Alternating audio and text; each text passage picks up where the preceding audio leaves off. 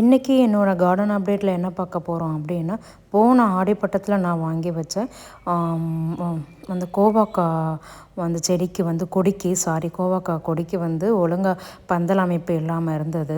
நான் ஏன் அமைப்பு பண்ண முடியலன்னா, ஒழுங்கான ப்ராப்பரான இடம் இல்லை.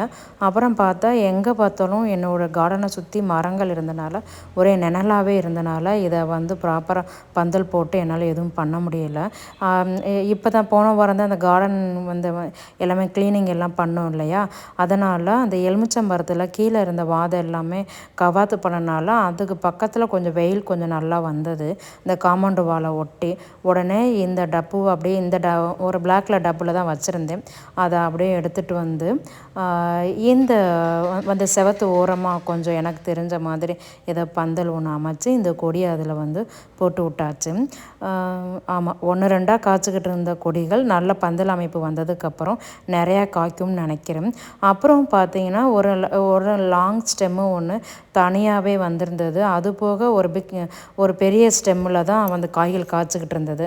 உடனே இதையும் எடுத்து தனியாக 2 கட் பண்ணி வந்து கையோடு வந்து பதியம் போட்டு வச்சுட்டேன். ஆமாம், நமக்கு தெரிஞ்சவங்க யாராவது கோவக்கொடி கேட்டால் கொடுக்கலாம் அப்படின்னு சொல்லிட்டு வந்து கையோட பதியம் போட்டாச்சு. பார்ப்போம் இவங்க எப்படி நல்லா தளைஞ்சு வராங்களா என்ன ஏதுன்னு பார்ப்போம். இந்த கோவக்கொடி நான் வந்து 100 ரூபாய்ன்னு வாங்கினேங்க. பார்ப்போம் இவங்க எப்படி வராங்க என்ன ஏதுன்னு பார்ப்போம்.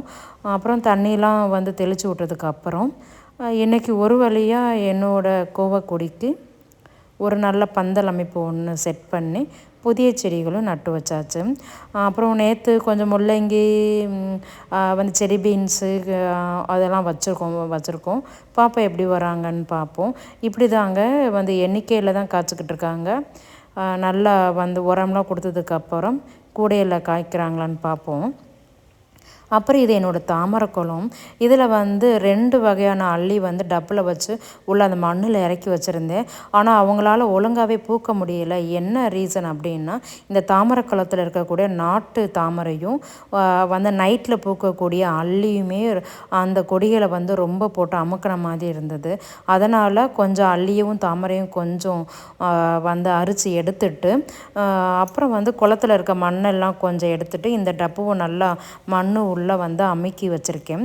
தண்ணிலாம் விட்டதுக்கப்புறம் இவங்க எப்படி வந்து செழிப்பாக வளர்கிறாங்களா என்ன ஏதுன்னு அடுத்தடுத்த வாரங்களில் பார்ப்போம். ஆடிப்பட்ட அப்டேட் தொடர்ந்துக்கிட்டே இருக்குது. தேங்க்யூ.